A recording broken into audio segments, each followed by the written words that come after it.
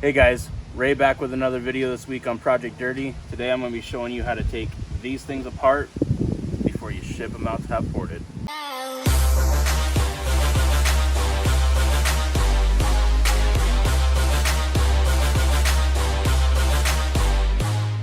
Alright guys, what's going on? So this week I'm getting ready to ship these off to have ported. I just picked these up. They're 243s. As a lot of you guys know, the Corvette being an LS1 car has 241s on it.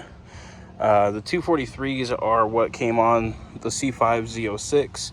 Came on a lot of Gen 4 trucks too. The 5.3, 4.8s, they had the 799 243 castings on them also. But these are actually off of a Suburban that had a DOD fail.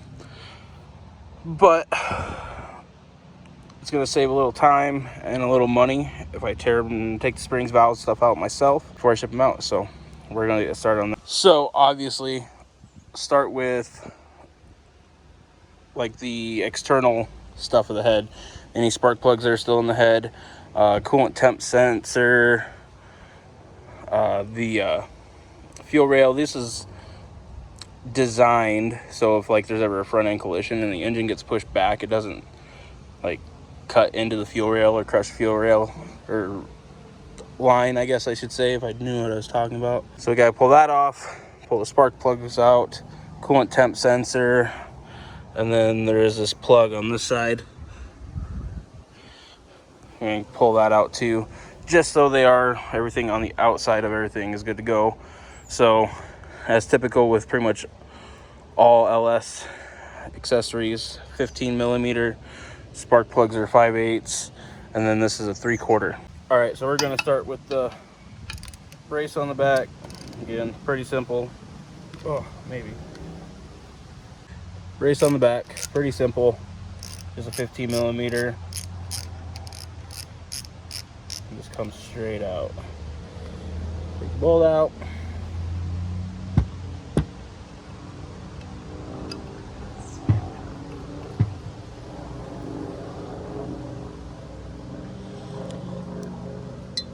And that's all there is to that.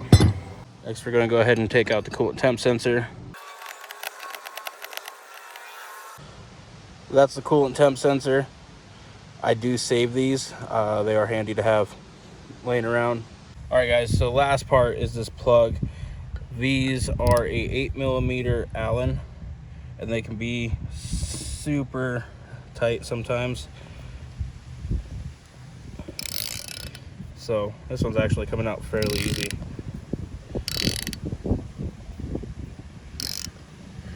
So just be aware of that. Sorry, the camera's shaking. It's on the table also.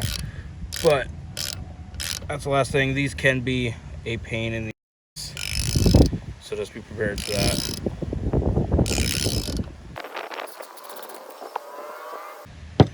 All right, now we move on to the fun stuff. All right, so if you look, you have 8 springs per head. I mean, pretty basic stuff. And this is where your rocker trays sit in here, and your rockers go into these threads.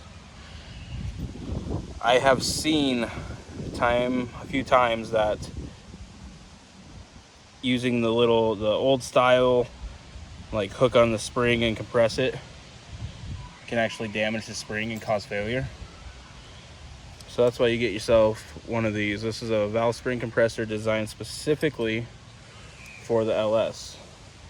I'm not going to go over to too much detail on what sizes and stuff for tools this is, but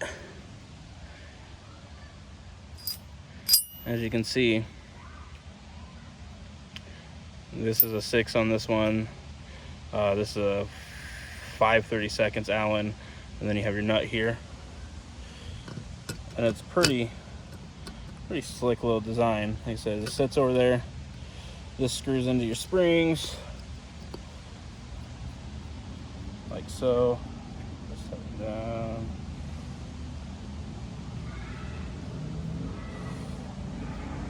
Now you don't want these loose, obviously. But there's also no reason to really torque them down. Just go in. Just give them a little snug.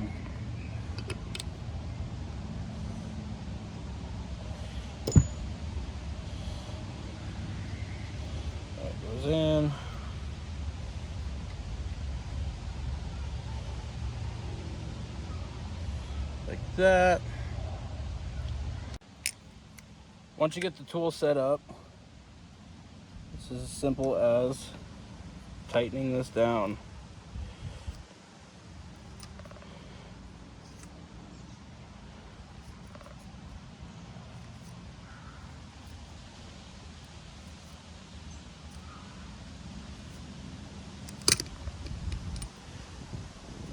Now, you do want to be careful. There is going to be a lot of tension on this. And the other thing you got to watch, which it's doing on this, I don't have anything under these valves holding them up. Nor do I really care about these valves. So we're just going to give her a little snudge.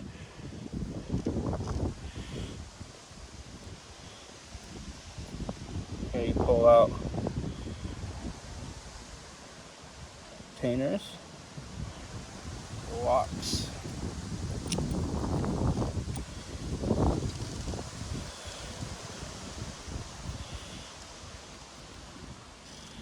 and then you just take the tension back off of the springs. Be careful, I have had this shoot off on me before if I don't have my threads perfect. And you'll feel when the tension goes away. Off of them.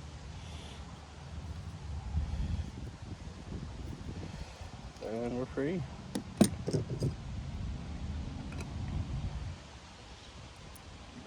And those are factory valve springs.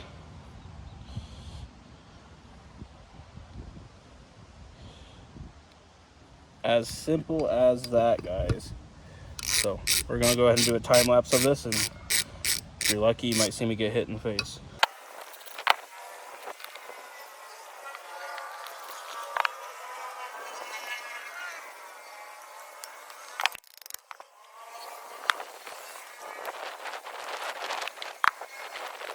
All right, guys, so getting working on this, I didn't figure you wanted to watch 10 minutes of a time lapse.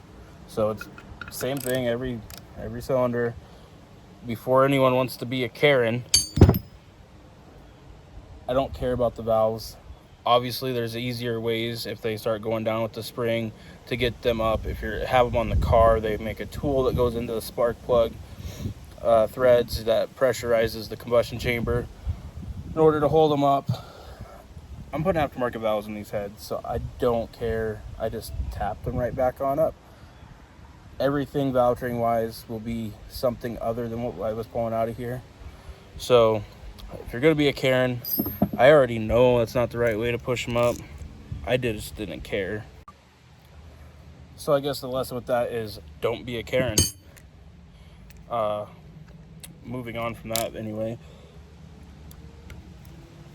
I talked to a few different people on who or what I wanted to do the heads in this, do the port job on it. They are being CNC'd. Valve, just stock size valves, because I am going to run these on the stock bottom end for a while, and I don't want to have to fly cut the pistons. But I called around, talked to the guys over at BTR, and they really highly recommended I got in contact with Trey at Modern Airflow Dynamics. So I called him up, got in contact with him, and really liked what he had to say. And kind of told him what the plans were, how for this season it's probably just going to stay a stock bottom end LS1, do the heads on them.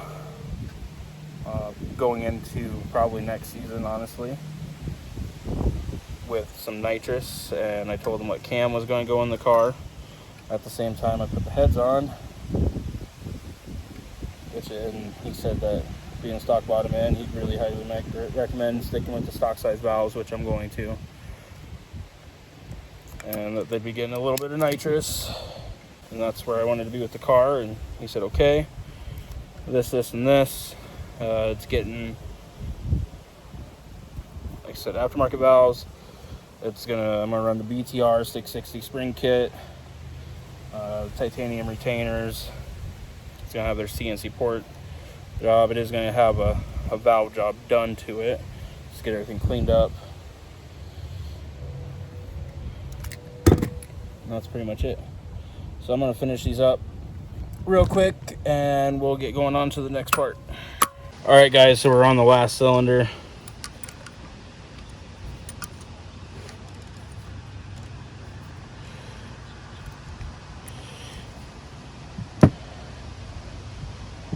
And again, I say what you want about this, I don't care. I know it's not the right way to do it, and I don't care. As long as you don't mar up the combustion chamber, there's absolutely no harm to anything you're gonna need. Unless, obviously, you're reusing these valves. That was a bad cylinder.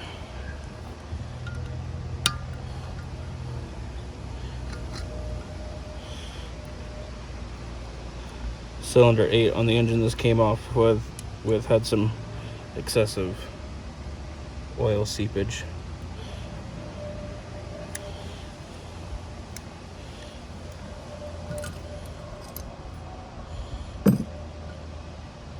Those just come off.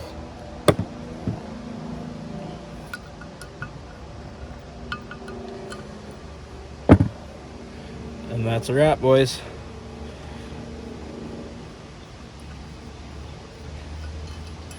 So again, I am sending these to Modern Airflow Dynamics. Go ahead and check out, I'll leave a link to their website. Check out their work, guys. It is absolutely top-notch, beautiful, and well worth the money. You know, it's a lot of people want to cheap out. You get what you pay for. So 10 out of 10, go check them out. I'll leave a link down in the screen somewhere. I always seem to get these directions, so somewhere here I'll leave a link. It's just modernairflowdynamics.com. Trey is the guy you want to talk to. 10 out of 10. Yeah, I'm excited to get these shipped off. Once these come in, I'm doing the cam, and obviously all the valve train that goes with it. Going to just do the C5R timing chain. This should bump up the compression a touch. I'm not going to have them milled to the combustion chambers to the point where it's changing combustion chamber size. Just get them cleaned up, which they don't look horrible, but I haven't been able to measure anything yet. Yeah, and just get them kind of prepped. Nitrous kit video is going to be coming up next, so keep an eye out for that. And it's that simple. I mean, it seems almost kind of pointless to make a video on, but it is one of those tasks where a lot of guys will get daunted about it, and some guy will charge them $500 just to do what I did. So that's how you disassemble an LS cylinder head. Literally that simple. All right, guys, thanks for watching. Catch you next week.